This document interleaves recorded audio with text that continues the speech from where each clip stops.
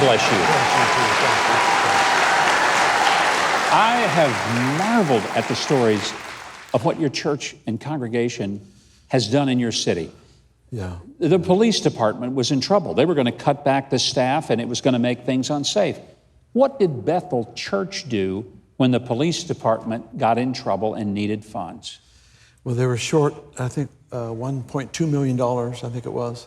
And so we gave $500,000 from the church and then helped to raise the rest from business people within our community so that we could keep that part of our police force still going. That had to have had a dramatic impact, not just within the police force, which I would imagine that if you guys call them, they come pretty quickly. I'm just thinking but it had to have had an impact on people in the city who weren't even church people, who said, what kind of church is this that are bailing out the police department and making it safer for all of us to live here? Right.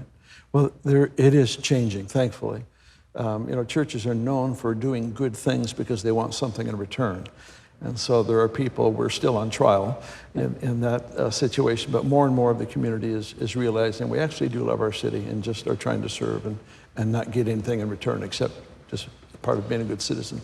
When the big fires happened in California, it was devastating to so many people. It was. Your church gave $1,000 per family to those who had been impacted by the fire. I mean, just gave them money to help get back on their feet. Yeah, we made a commitment as soon as the fires hit. There was about 200 homes lost, or so at the time, 300. We said, we've just got to do something. So let's just, it's right when school was beginning. We wanted the parents to be able to buy clothes for their kids that lost everything, toys, food, all that stuff. So we just made the commitment, and then it ended up being closer to 1,100 homes.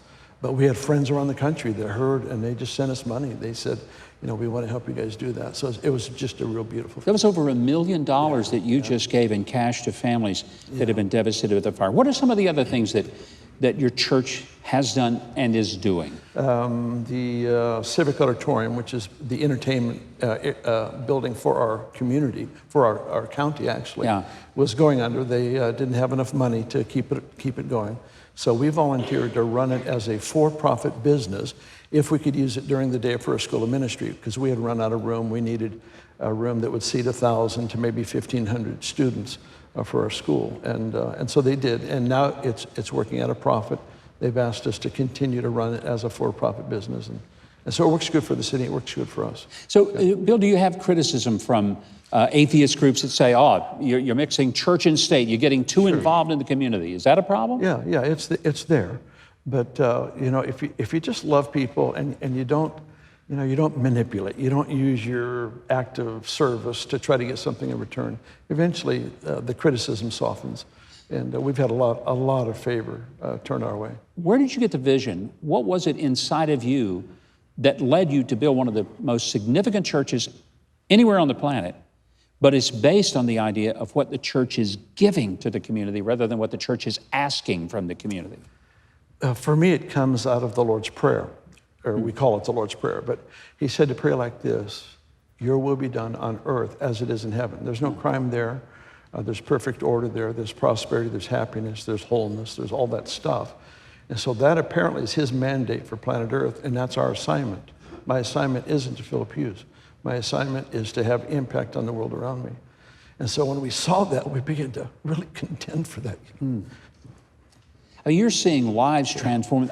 My guess is, Bill, there are a lot of people that come to know Christ because they saw this church doing things that churches typically don't do, and they wanted to know, what kind of church is that? Yeah, that's true. It's true. It's just practical involvement with people's lives, whether it's the homeless or, we've got so many great churches in the area too, and they're all doing such an amazing job that we love working with them. But it's just being practical and your love for people, that the drug addict can be free, that the homeless can get restored back into a place of practical community service, and, the list goes on and on. But Jesus is pretty practical. Now, how did the church get involved in helping to create a United Airlines flight from Reading to Los Angeles? Because that seems like an unusual sort of involvement. Well, our involvement, we just have records. We have like 25,000 people a year that visit the church. Yeah. and they come in. We have records of how they get there. We have records of whether they fly to San Francisco or Sacramento, if they fly to Redding. And so we have numbers. And so we're able to go to United and say, listen, these are the numbers. This is how many people we have besides the other industries in our community, the other churches, the hospital and different organizations. This is what we have, and we need service from LA, because San Francisco has weather issues.